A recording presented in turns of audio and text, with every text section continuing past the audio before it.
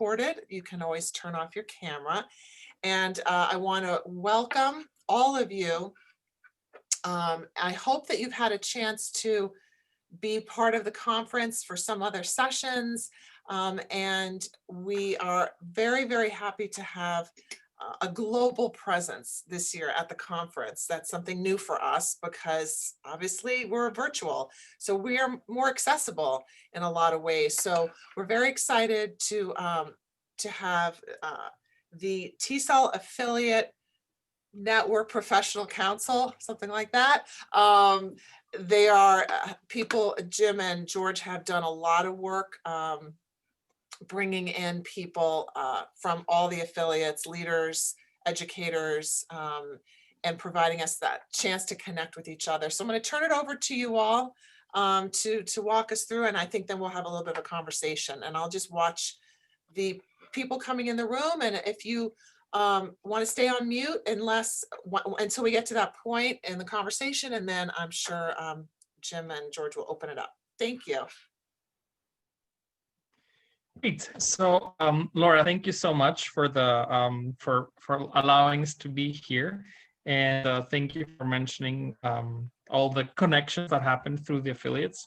I think this is a wonderful thing amongst all our 114 affiliates currently. So, we'll might as well start. So I'm here with my colleague Jim Apple. So Jim is the ANPC chair, and I just transitioned a few days back to the past chair. I've been the chair of the ANPC for the last year and a half, and now I'm the past chair, so Jim will be the chair, and our incoming chairs will be Bessie Carras from California TESOL. So I'm George Ormbas. I'm based in Saudi Arabia, so it is 11 p.m. here at night, almost.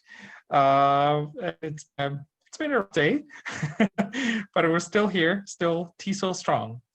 All right, so today we're going to talk a little bit about the ANPC, the affiliate network, the event we've done. We've collaborated with affiliates around the world, the affiliate events that affiliates have organized, some upskilling and reskilling that has happened and will happen more, and information and support about these actions. So primarily, the ANPC is the Affiliate Network Professional Council, which is one of the now professional councils of TESOL International. And you can go on the TESOL website and see all the professional councils. So ANPC is responsible to, is kind of like the mediator, the facilitator between the 114 affiliates and TESOL International. It's one of the professional councils, which means that it does work on the strategic direction of TESOL. So TESOL every 4 years develops a strategic plan. So the ANPC is responsible for disseminating that to the affiliates. Currently, we have 72 affiliates outside the United States and 42 within the United States. If you're wondering why we have 42 and we don't have close to 50, is that because either in some states we have 2, like in Pennsylvania, or other states have formed coalitions. So we have in Mount TESOL that's 4 states together, or in other states we have 5, like in Texas, right? So the non-US affiliates, like again, there are countries that have more than one affiliate. One of them is Turkey, another one is Canada, Mexico, and so on and so forth. So this is the council, and we are we're 10 currently. We just got 2 new members, and we had 2 members that rotated off. So we're truly a global team. So we have members at the council from Colombia, Israel, Greece, Tanzania, Ontario, and Saudi Arabia, as well as California, Georgia, Pennsylvania, Indiana, and Massachusetts now. We're always getting help from Valerie Novick, which is our staff partner at TESOL International, as well as Gabriela Klitschko, which is the TESOL incoming president. Now, I just want to stress a little bit on that all the professional councils have a person that liaises with the board. So the ANPC always has the incoming, the president-elect. That shows how important the affiliate council is to TESOL. So just I'm curious to see, where are you connecting from? What is your affiliate? I see some from Queens, York, New York again, One from Spain. Sokopi, I think, Louisville, Brooklyn, Connecticut. Oh, Tanya is Laludakis. She said Kalispera, which is good evening in Greek. Beta TESOL, Bolivia. Great. Nice, very nice. So I think Jim is going to take over from now. He's going to briefly talk to us about affiliate events that happened last year and some international events. Well, thank you, George. We had just a really full year last year. We ran a full slate of webinars. I think we had nearly one a month, if not even more. So we had a couple months where we had multiple ones. And so as you can see from this screenshot here, we had one called Remotely Possible, Experiences from Maryland TESOL, where we had Katie Miller and Jamie Harris speaking at the start of the year.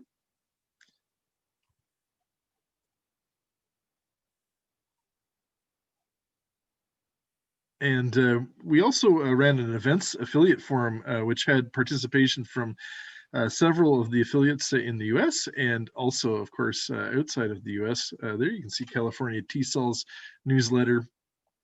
We also had TESOL New Zealand, there as well. And they were able to share with us a number of things that they're doing. We also had our TESOL affiliate network and career path development, which was a great opportunity to sort of combine two of our intersections and councils together to be able to talk a little bit about some of the opportunities and challenges that happened there.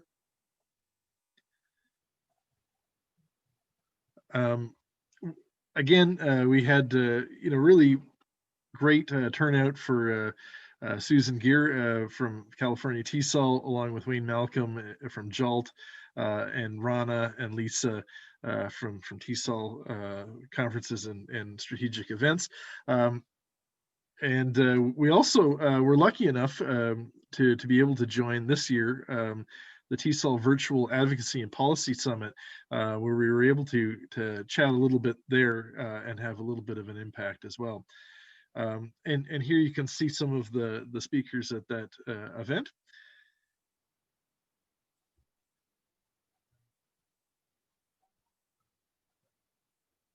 And as you can see, we have had an opportunity to present at TESOL 2020 as well.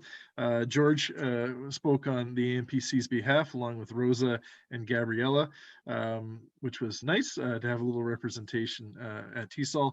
And the nice thing about this was this particular event was scheduled kind of later in the night, so that those affiliates, on the other side of the world would be able to participate and really get something out of it.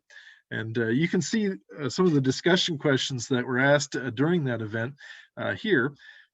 We had a great turnout and I think really good discussion around that as well.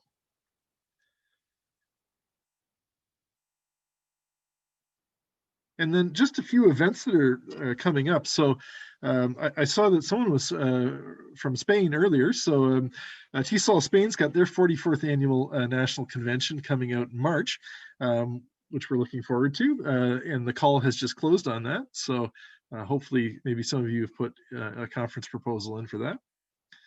And of course, TESOL Italy is going right at the same time as us. Great to see from them as well.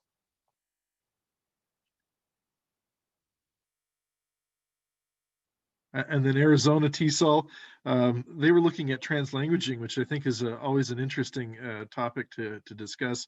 Something that's very interesting for me. And then Indiana TESOL, we're lucky to have one of the AMPC members, the newest member, on that board. And here they're talking a little bit about equity. And moving right along, we also have Louisiana TESOL. They presented already in October, and we were lucky enough to be able to chat with them before their conference, and they were doing some really wonderful things there as well, and managing to keep the price low for their members.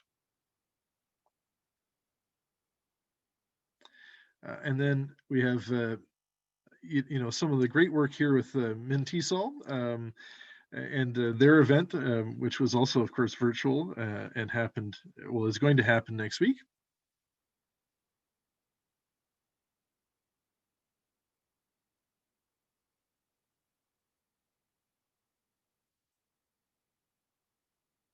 And then, of course, TESOL Greece, which if you look closely there, you might be able to spot George. So they're going to be, this event already happened in April of this year.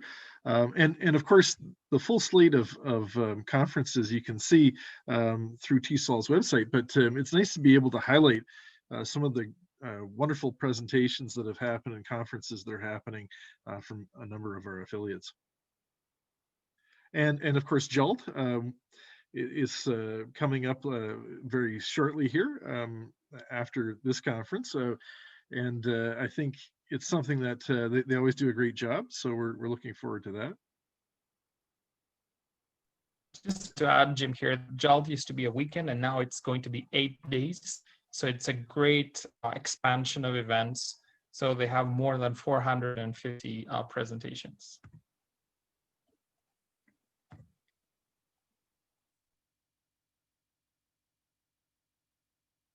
And then TESOL, I was just there last night for the Young Nin chapter, but they've had their conference already, and I was lucky enough to attend this one, and it was really, really quite good. A mix of live presentations and also pre-recorded ones.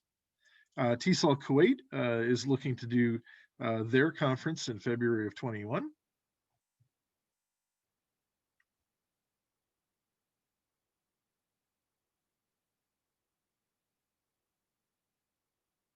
And of course, Columbia here with their conference. It's their 5th biennial. And next TESOL, so that one has just recently wrapped up, but it was looking at inclusive teaching and expanding the possibilities for English language learning. Great opportunity there from that affiliate.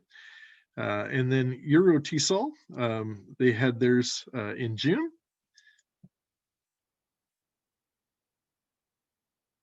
And the Dominican Republic TESOL, they were looking at digital TESOL skills. And then SPELT, we've had a lot of opportunities to work with SPELT from Pakistan.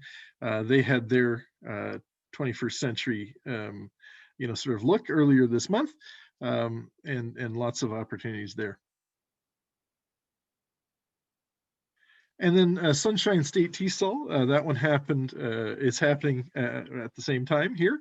It's the 30 years for them, truly wonderful. This one just happened. I happened to present at TESOL Ontario this year. It was a great conference, full 3 days, and really some excellent speakers. And of course, without further ado, yay! We're very pleased to be here, of course, with you today. All right, great. So this presentation, this discussion that we're having is going to be about upskilling and reskilling. So when you say upskilling, what does upskilling mean to you? In regard to teacher associations, what skills, what do you think is upskilling? If you can use the chat to tell us a bit about upskilling.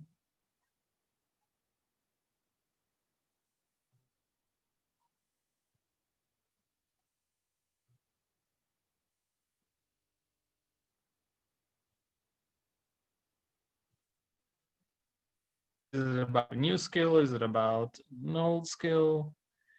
Learning new skills, address new challenges, right? Bringing the work to more members. Right. So the definition that we have here is about, building capacity within the organization is the process of improving skills. So what we want to discuss here is, and if you can use the chat box, or if you would like to unmute, please let us know and Laura will help us. What are the skills that you think that affiliates, that teacher associations had to upskill? What do you think? We have our own ideas, but we want to see, what do you think were the skills that needed to be upskilled, that needed to be improved during the pandemic, of course? So since I'm gonna go be brave and say from February till now, which is a brave 10 months old, no, well, 9 months. Technology. Yep. Yeah, go on. Oh, yeah, I was just, we're seeing lots of technology there and engaging students. Cynthia Wiseman says online teaching as well.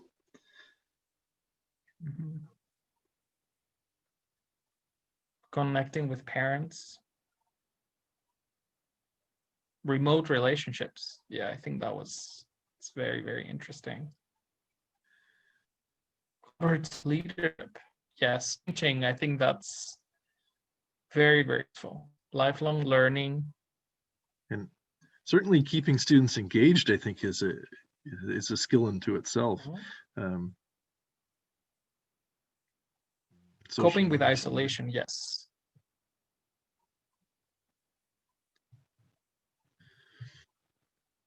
Assessment, proctoring tests, keeping teachers engaged, yeah.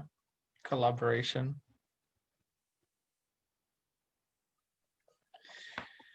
Yeah, I think too, George, they're making me go think. on. Yeah, sorry, Laura. Oh no, I was just gonna say, George, it's all of those are on top of everything that we're doing and coping with. So how do you get people to take the time and space to volunteer and do work for their affiliate when they are under extreme stress, and their workplaces are demanding all this new innovation? You get sort of, that to me is, how do you upskill when you're drained? You need to upskill right now, but then how do you find the personal resources for it? It can be very challenging. I know, the first month of the pandemic for us was, everything was sort of moving slowly and you were happy. And then we started to see some of our partners drop away a little bit, and suddenly it was 16, 17-hour days. And I think it is a challenge to try to find that time in those sort of peak moments. But I think the nice thing is, coming to events like this and being able to engage, if you have the time, or you can make the time, can provide you with some of those, even just a little bit of shop talk or coffee talk in a forum like this, can let some of the steam out and de-stress a little bit. I wanted to say here that from the teacher association's perspective, and I'm not just talking about affiliates, I'm talking in general, I think we saw two kinds of examples. So we saw examples like New York TESOL, California TESOL, Greece, associations that went like really full speed. So they just, they said, this is what's happening. We're just going to start webinars. We're just going to, we're going to educate our members. We're going to give it for free. We're going to give it for members. Like the people who went, like, I would dare say aggressive towards what had happened. But we also had other associations that kind of like went quiet or silent for, I can actually say, since for mostly like even 6 months. So some affiliates that we had and some teacher associations, they went completely silent. Their members were like, because there was a plethora of professional development around the world, they didn't offer these kinds of trainings. This was something that, now that, things are becoming kind of like, this is going to take long, because some of these associations may have thought, well, this is going to be just a few months and then, we're going to go back to normal. And what I want to say is that the ones that were aggressive and they offered so much professional development online, that they were pioneers, I think they kind of mentored the other associations. And I mean, that's a big shout out and help for everybody that provided that. And know that New York State still did a lot of that. So the skills that we saw and we found from our affiliates that were, all of them have been mentioned, like technology skills. Anything related with technology, I think, was something that was upskilled. Website design, website payments. Lots of associations didn't have online payments, so this is something that, or they had like a really basic payment system. So they went into credit cards, they went into debit cards and all that. Event organizing was something that was upskilled as well as marketing. And when we talk about marketing, and we see on the reskill that we're talking about digital marketing, because there was a lot of digital marketing. And I don't think it's an issue, but this is something that Jim and I would have discussed with lots of our affiliates, is free professional development affected a lot of, and it will affect in the future, the sustainability of teacher associations, as well as TESOL affiliates, as well as TESOL itself, right? So time is ticking. So reskilling, of course, is, when you do have the skills, you train people to do a different kind of job. So for those, what do you think were the skills that we were asked to reskill? So we had some background knowledge, but we needed to do better. What are some of those skills that teacher associations, affiliates, or even in your classes, what did you have to reskill on? And then we'll show you what we have from our experience. If you can use the chat box for a minute.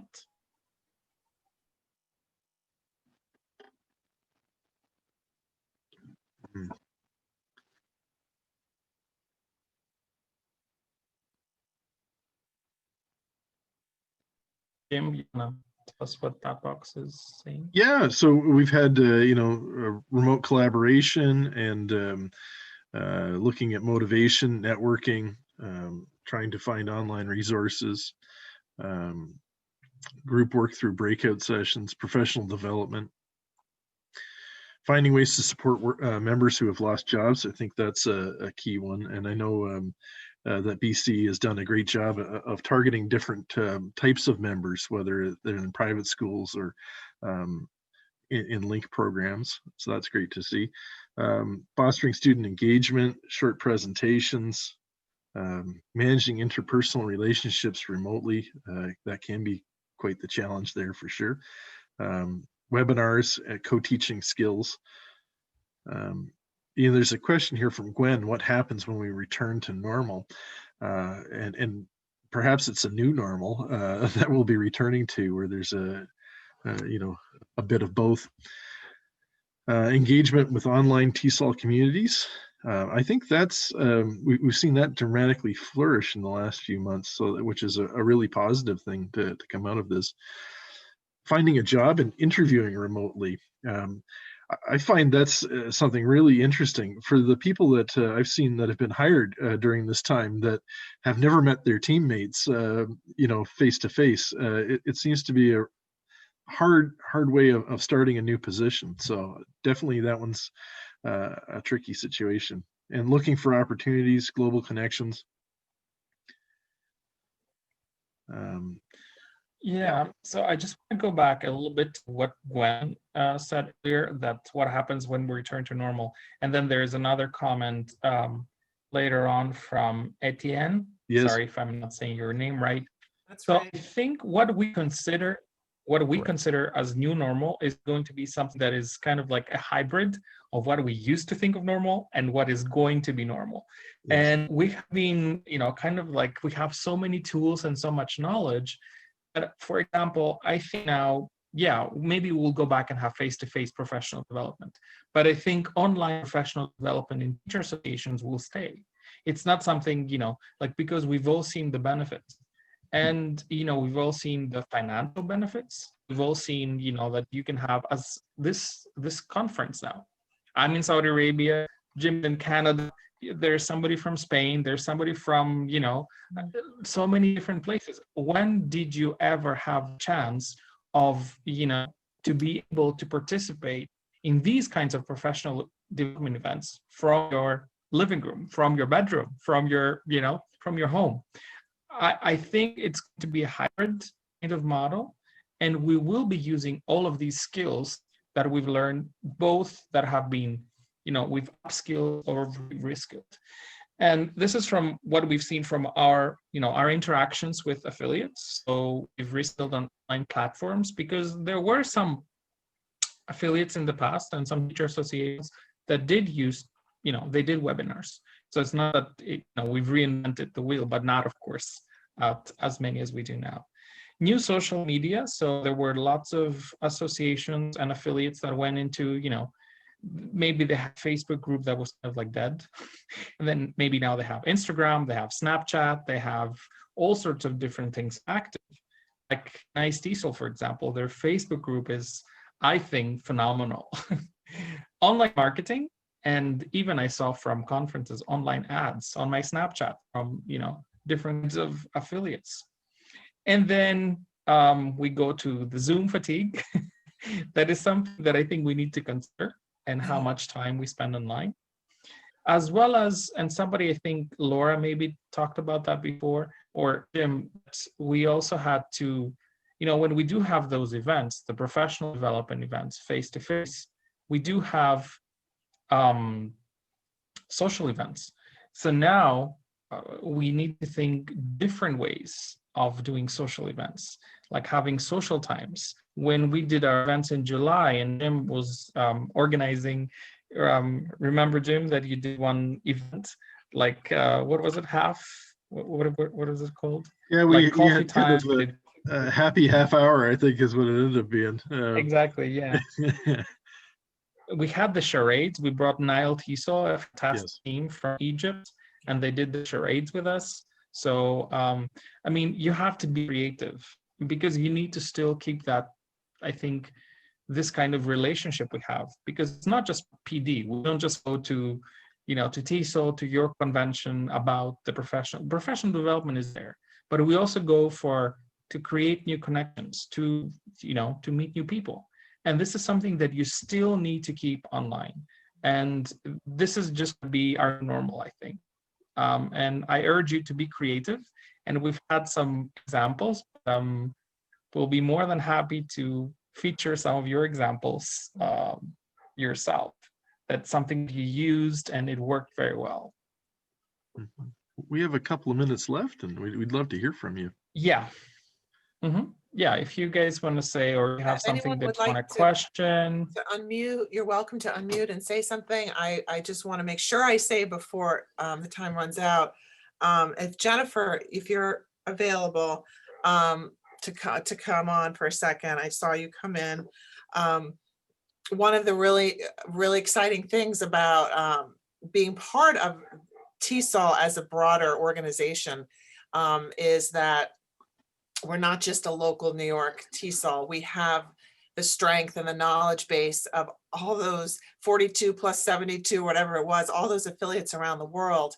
And the work that that you all have done, George and Jim, has been really appreciated, because I never really could figure out how to connect with sometimes the other TESOLers. And Georgia TESOL, where Jennifer is the leader extraordinaire. She had her conference a couple weeks ago. She had Zoom questions, which I could help with. And then she gave me so many good ideas. She made our program portal with all those gold buttons. She copy pasted and gave it to us. And I think that I just want to thank you, Jennifer, so much for all your help. And I think that's invigorating. You can't put a price on that. It makes you want to stay in the work. It really is about the friendships and the connections that you can make. And I think that social piece is really challenging. Only one person at a time can talk on Zoom, unless you're doing like all kinds of breakout rooms. And it just takes a lot more intentionality. But I want to thank you for being that umbrella for us in the affiliates. It's been wonderful to be able to even just have the listserv and to tell people come to New York TESOL, absolutely. So I'm going to open it up to anyone who would like to say something. And thank you, Jennifer. I see Now I have to go meet somebody, sorry. There's a question from Yasmin there. How would you account for Zoom fatigue when planning an event? what can be done. And I think there's a number of things that could be done. I mean, you heard about the charades and things, but I think it's important to build in lifestyle breaks, and then to incorporate activities that, you know, take a positive, you know, even if it's subtle, like maybe building something in, like if your pet, you know, goes into the screen, you know, everyone takes a sip of water, or, you know, building in a scavenger hunt where people have to get up, you know, for 5 minutes in order to kind of force you to be kinesthetic and, you know, standing up and moving around a little bit. I don't think taking those little 5-minute breaks, especially if they're fun and they're grounded in sort of the work that you want to talk about, you know, they kind of trick you into improving your mood, and you know, I think that's the best way to combat Zoom fatigue. So I think that was an excellent question. And people like them. People like those breaks because they would have that break in between sessions, and people want to stretch. So we have. I know we're almost out of time, Laura, but I'm just going to say a couple of things and we're going to close. So so we have like a well-being event on the 21st, and we're going to send out an email. So the first 15 minutes are going to be meditation, or we're just going to have somebody come and do meditation at the beginning, which you know, it's about teacher well-being. So we said, why not? All right. So a couple of things about TESOL that I just wanted to share before we close tonight is that TESOL, as well as TESOL affiliates, have a COVID-19 resources group, which is if you're a TESOL member, you can go join on the My TESOL webpage. And then also we have the donation drive, the TESOL Resilience and Recovery Fund, which you can donate for TESOL, because as you know, 2 consecutive conferences have been canceled, and those have been very harsh on TESOL financials. And finally, these are our emails. If you are an affiliate, or if you would like to be an affiliate, there is Valerie Novik's email, as well as Jim's email and email. We will be happy to share the presentation or any information that you want about the affiliates. Would be more than happy to do that. Thanks so much. Yet again, one more time, thank you, Laura, for giving us the opportunity to be here. It has been a pleasure, and we hope that we're going to have more collaborative events with TESOL affiliates, intersections, PLNs, and everybody, all the groups, so as to help and support each other. Thank you very so much. And it's Thank you. wonderful to hear great things about New York TESOL from the outside perspective. I think that we have amazing people and a wonderful board. I want to shout out to Yasmin, who is here, and she's the one who's written a lot of the amazingly phrased Facebook posts. She obviously has a professional background. Yasmin, just wave at everybody because you deserve that credit. To be told how great our posts are, you have to pay a lot of money to get PR like that. So we're really lucky. Maybe she can give some advice to other social media posters and for other affiliates. So thanks, everybody. We are going to take our stretch now and go into our final session with Andrea Honingsveld, Maria Devon, our toasts to New York State's 50th. So thanks, everybody. Thank you so much. Happy 50th. Thank you, Laura. Thank you. Happy 50th. Bye-bye, everybody. I pause here.